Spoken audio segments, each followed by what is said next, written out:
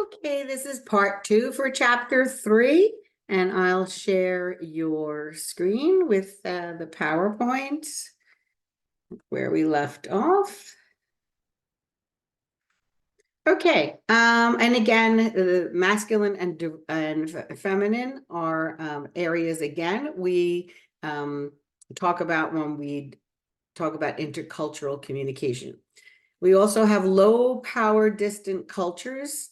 And in a low power distant culture, people relate to one another more as equals. So as I'm reading it, you can easily understand how the United States would be in an example when you're reading in your textbook, that we are a low power distance culture compared to the in a high power distant culture, you would probably be less likely to challenge the decision, provide an alternative, or give input. Again, you don't even have to think countries. You can think schools, colleges. You can think organizations where you work. Where you work may be a low power distance, where you are involved in group decision-making processes, compared to maybe a high power distance where you may be intimidated to say your opinion. And again, it could be the idea of the entire business as so how it is run. In a high context culture interaction, people must be able to read between the lines of what is said and what is to be inferred, all the meanings. In a low context cultures, messages are explicit.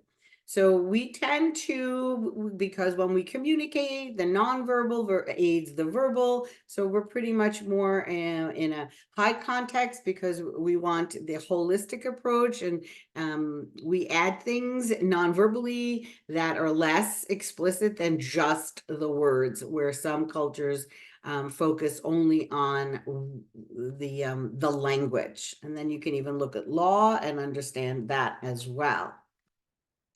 So in a democracy, is one form of government that promotes the involvement of the individual, but even here we can observe stark differences. So yes, and that's why we major in law, and we want to uphold what this government is known for, and its democracy, compared to a dictatorship, which establishes and enforces the rules with few checks and balances, if any, and that's only one one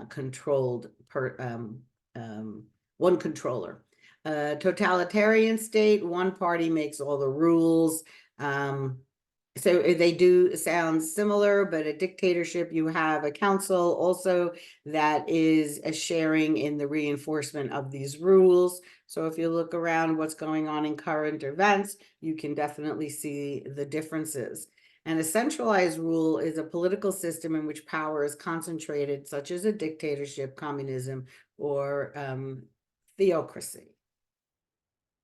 So definitely understand these rules. So you might not know if theocracy is like the Vatican City. Okay. So theocracy, there, one religion makes the rules based on the primary documents or interpretation of them, and a religious leaders hold positions of political power. So your book is going to expand on the Vatican City, probably Saudi Arabia, China, they'll add there. In a police state, the government and its military, including related enforcement and intelligence gathering organizations, rule the country with control over most aspects. And it was what was the USSR compared to what it is not a police state as it is now, but North Korea would definitely be a police state. And anarchy is the state in which there is no government. Okay. Okay, so civil, now we're getting into law. As I showed you before, when you start talking about implicit rules and you start talking, you want to understand the law of the land. So we have civil law. The rules are spelled out in detail, and judges are responsible for applying the law in a given case. Common law, the judge interprets the law and considers the concept of precedent over or previous decisions. So it's more your common law is, I want to use the phrase judge made, where civil law is encompassing all of the courts. Okay, a free market. Again, now we're talking about economy. Why are we talking about economy? Because that's what intercultural leads to, international. And you know best because most of you buy online. So you're in here, this free market economy places the emphasis on free exchange of goods and services with minimum of government intervention. So you're able to buy from and sell from, and that's what free market is. Capitalism, or the economic or cultural emphasis on private invention and investment to increase wealth, is often a feature of free market economy. So you have the opportunity to build your own. And the communist economy places the emphasis on the common good, controls the production of the products, limits or eliminates private property, and features extensive government involvement. So there's no free market in a communist. So communists can say no internet.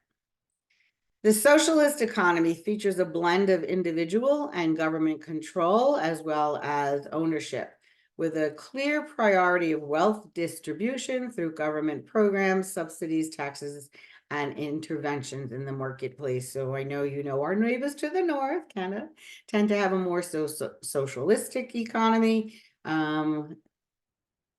And again, take a course in truth, and this is what it's based on. And so everyone is socialist economy includes your insurance. So everyone has the same type of care. Everyone, no matter, urban, rural, inner city is able to learn the same material using, and that's the example of that. Now, every class you take, we're going to teach you what the definition of ethics is.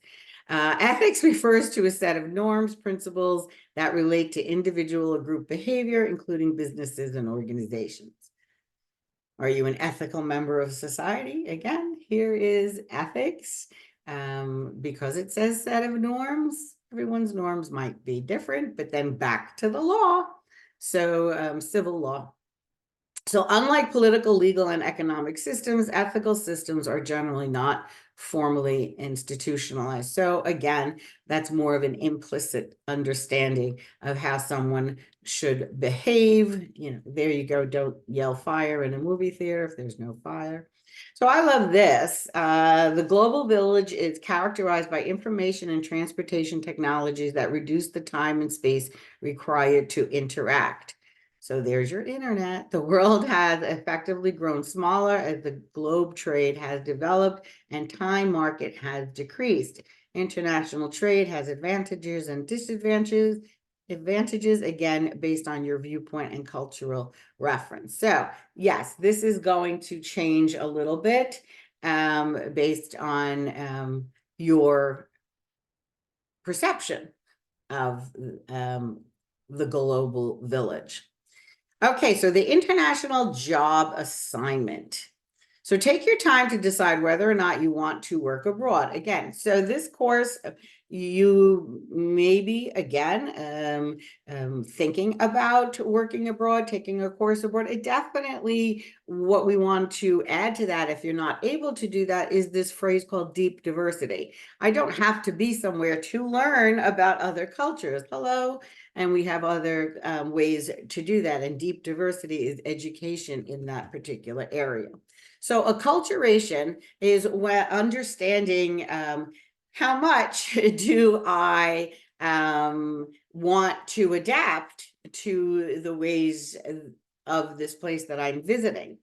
So acculturation, or the transition to living abroad and adoption of behavior patterns of surrounding culture, is often described as an emotional roller coaster because, again, you can be coming from two distinctly different cultures. And again, look at the ways they could be distinctly different. They could want, if you're coming from a masculine culture, moving to like a studying in Finland, which is a more nurturing area. If you're a polychronic, going to a monochronic. So these are areas that we're saying acculturation. We're not changing your religion. We're having you meet the explicit rules. Maybe it's the way you dress to go to that particular job, or maybe you say good morning. That's here in this country. I don't know. I don't get good morning all the time. Culture shock. Okay. It's intense feeling of disorientation associated with being in a new place. Again, even hygiene between here and Europe might be different. So that might be a culture shock to you. I know it was to me. So tips for working abroad. Again, if you're going to work abroad, you may want to take these notes down for you for future life. Be open and creative, be self-reliant, keep a balanced perspective. Again, that would be eliminating or minimizing the ethnocentrism. Be patient because we can't learn things overnight. Be a student and a teacher, so you're learning as well as following, abiding by. Be an explorer, but be safe. Back to the be safe and protect yourself. Always protect yourself. So religions of the world, again, as I said, you can't possibly know all of the religions of the world, but we do want you to pay attention to some new terminologies and understand that some religions are polyistic. Oh my God, that was hard to say. Monotheistic and atheism. So understand the differences in those as well. And here's a great chart showing you how much of our world is in Christianity, but we do have others as well. Okay, so we have a few minutes where I'm just going to make sure that you understand the terminologies in religions like faith, disciples, sects, martyr, theology, a sacred text. What is that? Reincarnation is some religions, dharma, and ahimsa. Okay, I was almost forgetting how to say that. And we have Brahmin and alms and fasting and Hajj. So definitely go over these because they're going to be asked on an exam. Okay. I know I just went through that briskly, but I want to keep this to a two-part lecture. Okay, thank you.